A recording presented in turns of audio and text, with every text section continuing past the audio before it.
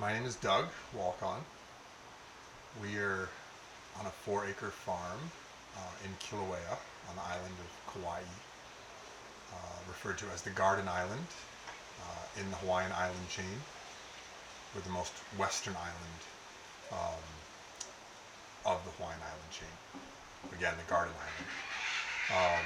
Specifically, you're on a land that we call ourselves Kauai Farmacy. That's F-A-R-M-A-C-Y, Pharmacy. And what we do is we grow medicinal herbs. First and foremost, we create gardens of abundant and diverse plant medicine, comprised of herbs that many of you know of, ginger, lemongrass, herbs that are household names, and other herbs that might be more unique, like ashwagandha or vitex, herbs that are Polynesian in descent, as well as Ayurvedic genetics and African, all from all over the world. We use what we grow to make herbal medicine, consisting of herbal teas, salves, tinctures, and superfood powders and spices. So everything that we create and produce is done here on this 4-acre farm. We have a group of about 10 of us that craft and grow from the ground up this very loving plant medicine that we use to send throughout the world and also use locally to heal people. It's nothing new as far as plant medicine goes. We're using a craft that's still practiced throughout the world and has been used from the history of, the beginning of history of time to heal people using plants. So you could be doing anything on this land. Why herbs? So, so many reasons herbs are the way to go for me. They're much easier to grow. People refer to them as the hurricane food. So they kind of sway with the winds. They don't really get drowned out so easily. So the sustainability of it is specifically unique. We trim most of the plants that we grow. So we grow over 60 different varieties of plant medicine. And of those herbs, only 4 of them are pulled out of the ground on an annual basis. So those are the roots that we harvest: comfrey, ginger, turmeric, ashwagandha, 4 roots. Everything else is trimmed. The trimming process is an extremely sustainable process in which I kind of like to look at it like we're harnessing the powers of air, water, and light, as opposed to exchanging biomass, which can be scarce. Land, earth, basically the principles that capitalism is founded on, which is the scarcity of land, was turned upside down with herbs. Herbs have that infinite capability of providing infinite wealth and health. So what we do is these gardens, we have basically a closed loop system here, and the herbs allow that to happen. We don't need to bring in big vitamins and minerals to replenish the soil as a result of taking biomass out of the ground. So when someone hands you a potato, they're giving you a piece of the earth. So they need to go, or the farmer has to go and find some more earth so they're constantly in this cycle of replenishing the soil. In the case of herbs, we're really focused on the soil, the chemistry of the soil, and keeping it balanced. And how do we keep that soil balanced? We keep it balanced by the diversification of our gardens. People use words like biodynamic and permaculture. They're certainly modern technical words. We like to think of it as backyard gardening, and doing our best to mimic the jungle, and also just tuning in so the plants are speaking to us constantly as to where they're most comfortable, the areas of the garden they like the best. And we are just using what we see and learning, and then moving the plants around the garden accordingly. So again, it's the ease of use, and the medicine. You asked me, why herbs? So if you think about a space that, trying to trace your herbal medicine is almost impossible. 99% of the world's lemongrass is being used for cleaning agents. Um, Lemongrass tea, try and find out where it comes from.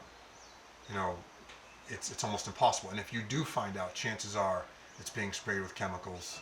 It's being monocropped, which is rows and rows of the same plant for miles, if not hundreds of acres, if not countries. Right? I mean, look at what's happened to the Ivory Coast and cacao. Right? So the entire Ivory Coast covered with cacao. Well, what's happened to that land?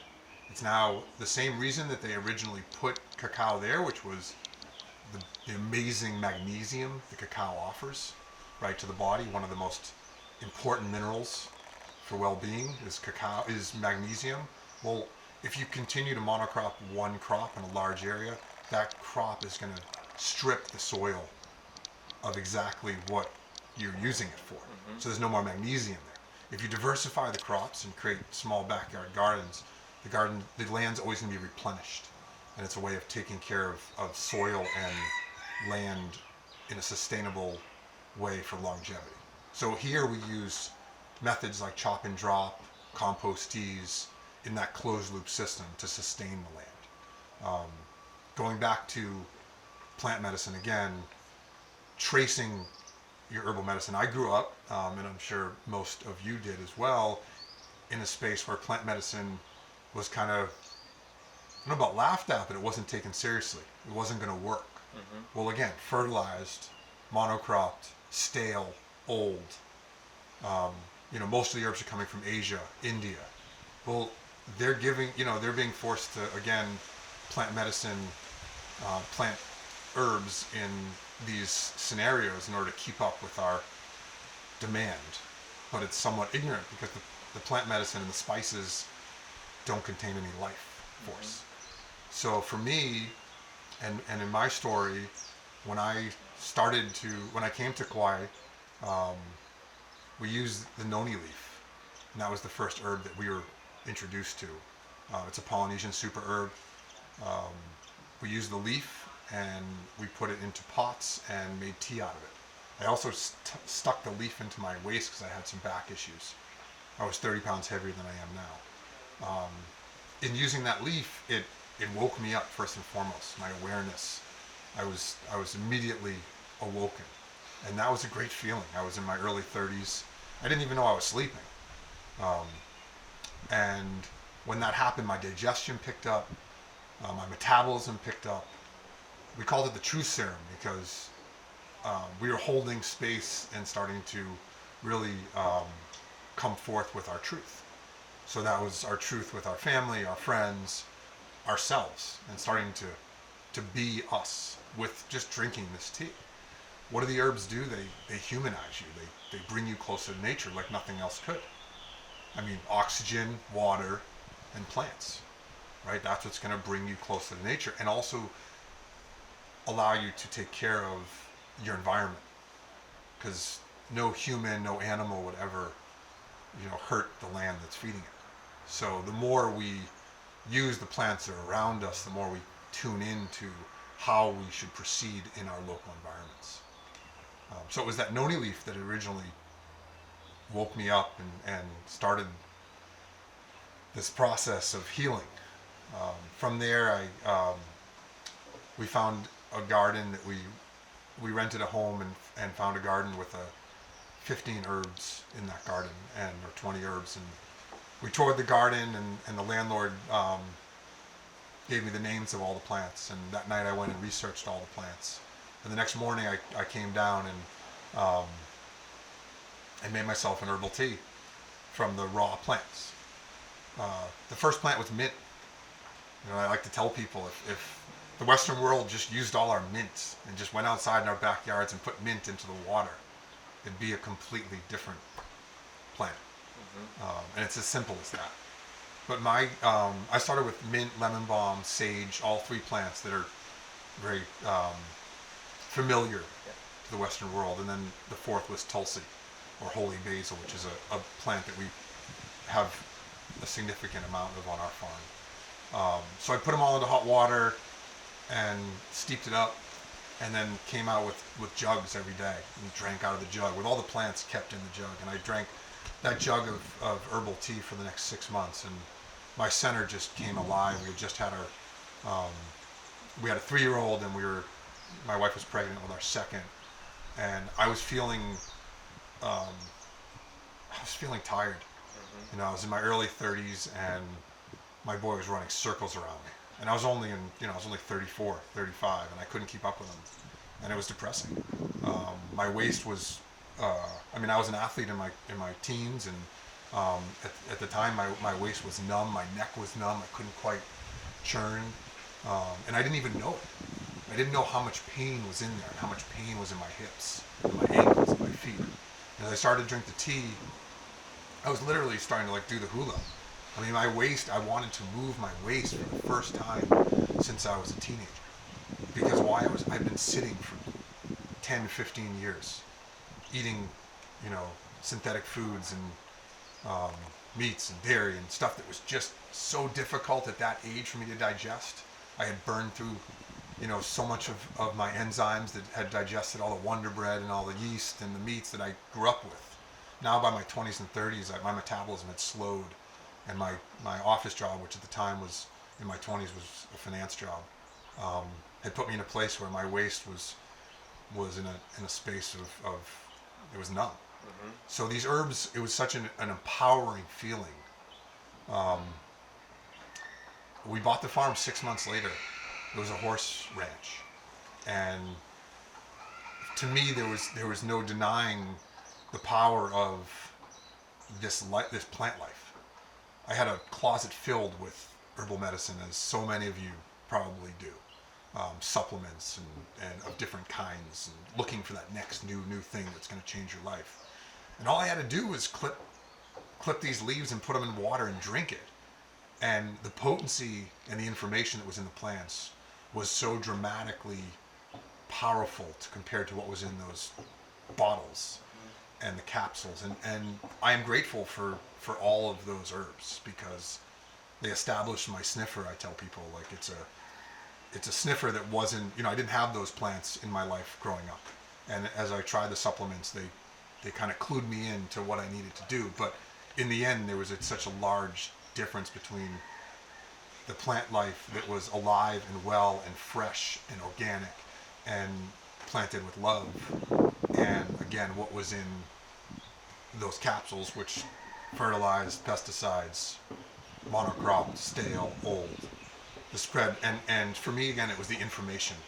It wasn't about energy. It wasn't about amino acids, all the things that people think about. It was about intuition, willpower, life force, self-awareness.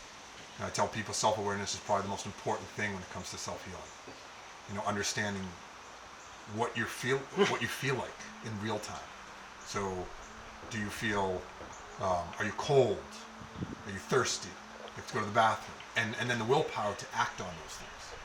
So Tulsi was the plant that renowned for self-awareness, the elixir of life, one of the most important spiritual plants in all of India, and that was a plant that we planted first here, in addition to noni. So that Tulsi again was that plant that really was profound in waking me up to that self-awareness. Would you say that there's any other operation around here like Kauai Farmacy? When it comes to plant medicine, it's such an art. So to each their own, and that's what makes it so unique. I have ideas and visions of Kauai and Hawaii becoming an herbal mecca of plant medicine, and it's happening in real time. So what we're doing is unique. We're seed to cup, mm-hmm. and it gives us the ability to put our stamp on every step of the process: the gardening, the drying, the curing, the medicine making, the packaging. Everything we can put our love into, and that's what makes us unique. So no, there's nothing like us per se. At the same time, I'm encouraged by all the people on the garden island that love plants and plant medicine and believe the economies that plant medicine has in store for people to be able to create a lifestyle for themselves here on this island, which we're in dire need of, as throughout the Hawaiian Islands. An economy that not only heals us and feeds us, but also provides something that can sustain us economically, financially, and that's something that we're doing hopefully in real time, which is creating somewhat of a prototype and an example of what could be with regards to plant medicine on the Hawaiian Islands. A variety of different clients that come through here. Some people maybe who are already on the plant path, but a lot of folks who may have never ever worked with plant medicine before, maybe dragged here by somebody who's like, hey, just please, this could be good for what you have. How do you go about building trust with those folks? So lifestyle is key. I tell people, Coke and Pepsi and all those guys are around every corner, right? And they got glaring lights, and they're in all the, they're at the gas station. And, you want to buy your food at the gas station. Mm-hmm. So what we're trying to do is we're trying to create lifestyle that they can integrate into their life. So the most important thing is to get something that tastes great, flavorful, and it's a drink. Because drinks are so critical for people. It's so much of the cause of the obesity issue in America is those sugary drinks. They've taken on a life of themselves. So we're trying to replace those drinks with these herbal teas. If the teas taste great, then they should easily be integrated into their lifestyle. People ask me, can I use, sweetener, sweet and low? And I have no problem with whatever they put in the teas, because inevitably the teas are going to wake them up to what's hurting them, and they're going to have their own sniffer and come up with their own instinctual intuition as to whether that sweetener is healing them or hurting them. And ideally we all come back into our youth and we can learn and use that intuition. I tell people we use herbs that have been, popular around the world since the beginning of time. And the most popular herb, ginger, right? Probably the most utilized herb in the world, renowned for metabolism, increasing metabolism and digestion. Yet in America, we don't see it on the plates, but in India and Africa and throughout China, breakfast, lunch, and dinner, right? Lemongrass, breakfast, lunch, and dinner. So we're using spices, teas, salves, tinctures, ways to integrate into your lifestyle in a convenient way, in a way that isn't about a cleanse, and it's not about a 1 week protocol or so ideally you're learning about yourself as you use the plants, and trusting the medicine as you use them. So that's key. When people come here to the farm, I think the transparency is what they're not used to. We've tapped into this marketplace this global marketplace of branding and image, and we don't know what's inside the jars and what's inside the bottles, nor do we really care. The ingredients, they take time to read. Even the ingredients are anything but transparent, right? Because we don't know how they're grown, and we don't know where they come from and how old they are. So when they come here, the transparency is obvious. They've come to the source, and we can point at the plants that are being harvested at that very moment. And it's that transparency that allows for the trust. Once you sip, it's such a natural and organic process to heal oneself. We all deep down inside want to. So once you take a sip, your body will never forget. And it may take time, and the villains will still show themselves. The synthetic sugars will come and go in your life, but slowly but surely, as you alkaline your diet with every sip, and alkaline your blood with every sip, it's like a pristine river where, what are you attracting? You're attracting beautiful birds, right? The pristine river. So as you use these herbs, you then go out, and it's a foundation for healing. And then you're going out and finding the people, the relationships, the work, the lifestyle that's going to complement that healing process. So the trust for me is really in the transparency of of what we do. Seed to cup right here on this land. And that vertical integration is a lost art that kind of our parents were part of. You know, there wasn't as many steps in the process, not as many hands, people touching. It was all done in one location or two locations. And there's trust in that when people know where things come from and how things are done. So it's that trust in the process and the transparency. This wasn't always your life. You have mentioned that, you know, you have an economics background. We talked about capitalism a little bit. How did you make the decision to come out here? What was the catalyst for that? So I guess it was a lifetime of catalysts, as all major shifts are. We spent our 20s, and I spent my 20s in finance, and we were in and out around New York City. Connecticut is where I live. My wife is in New York City.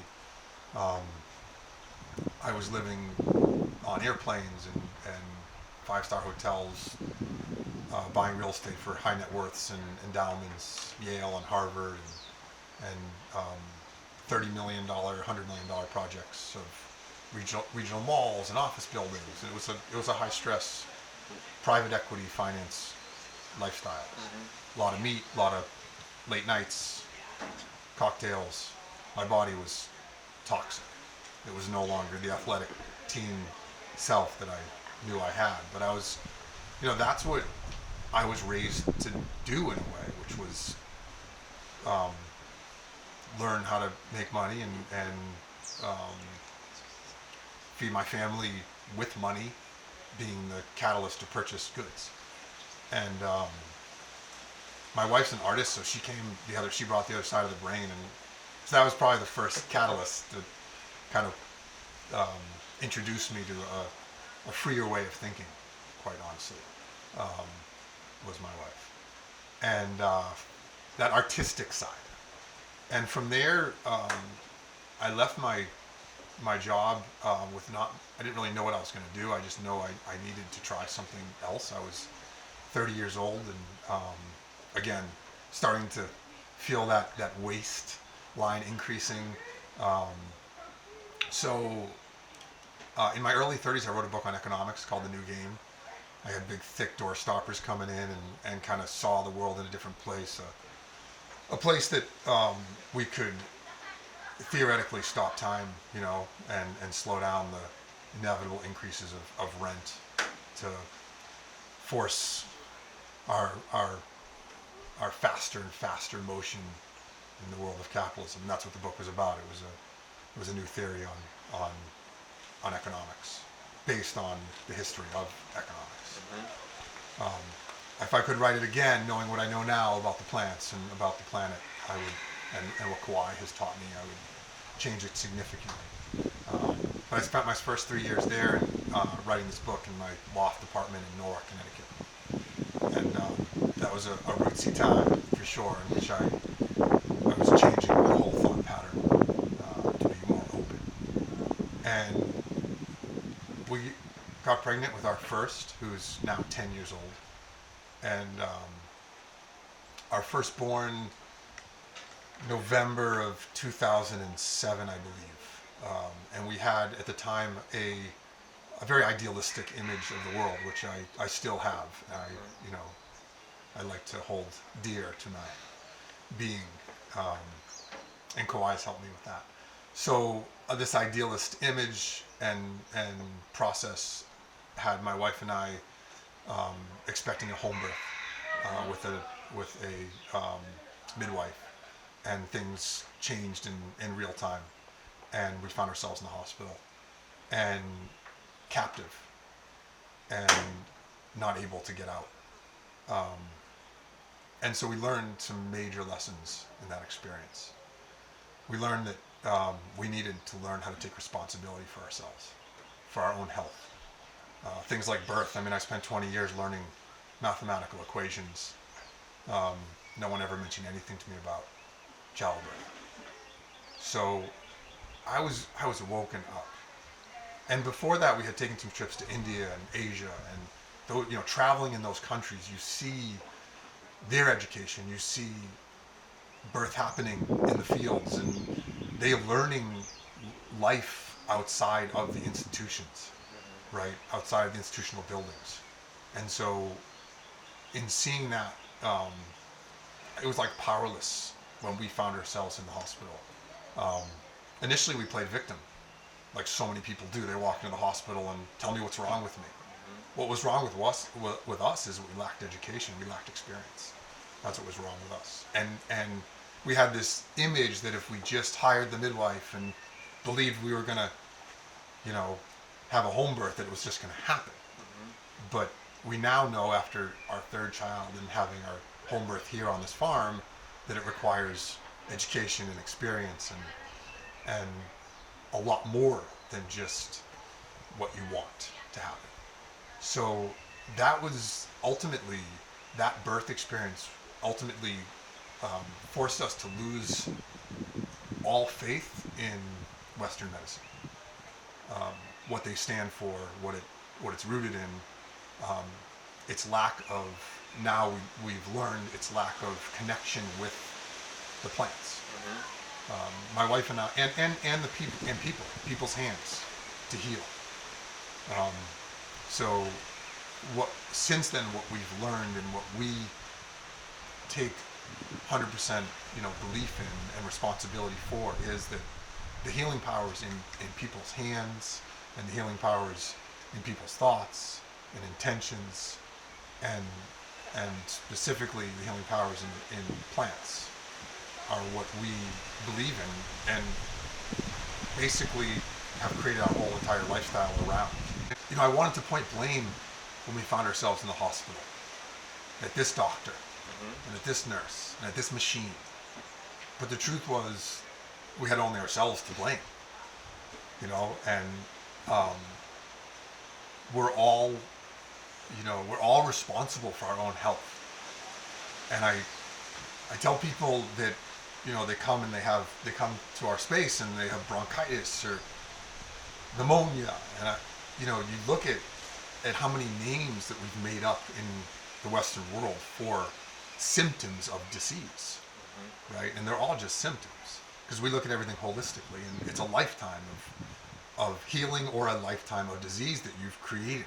It's patterns, right? So in the case of something like bronchitis, you might have weeks or months of a lifestyle of late nights and drinking and smoking, and all of a sudden, bronchitis.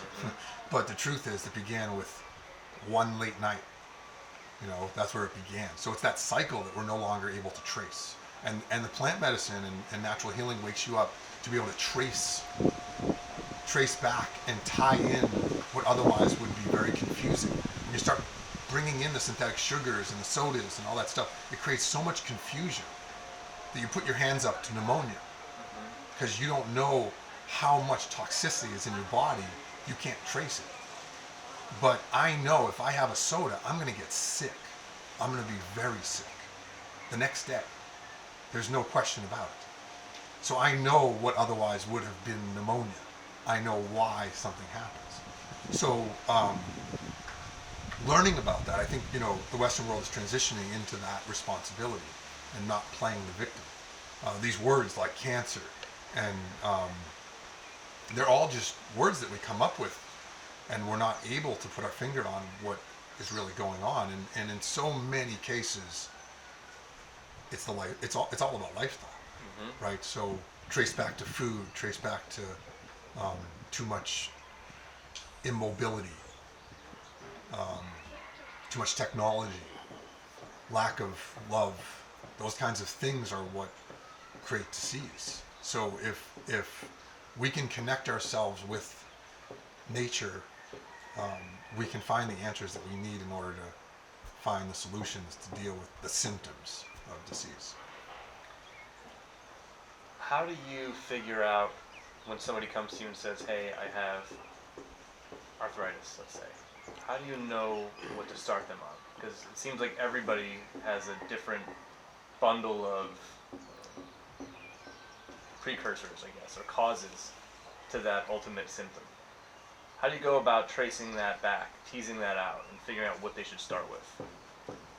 So I had so much stuff going on, and if I walked into 10 different doctors, and in each case, I never told each doctor what the last one told me, I would most likely have been diagnosed with 10 completely different things as to why the pain was in my body.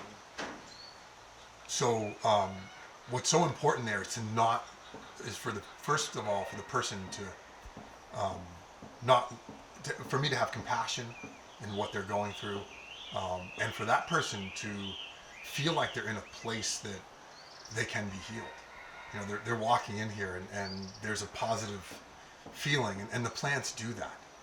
I don't have to convince anyone. There's a smell. There's a awakening that happens.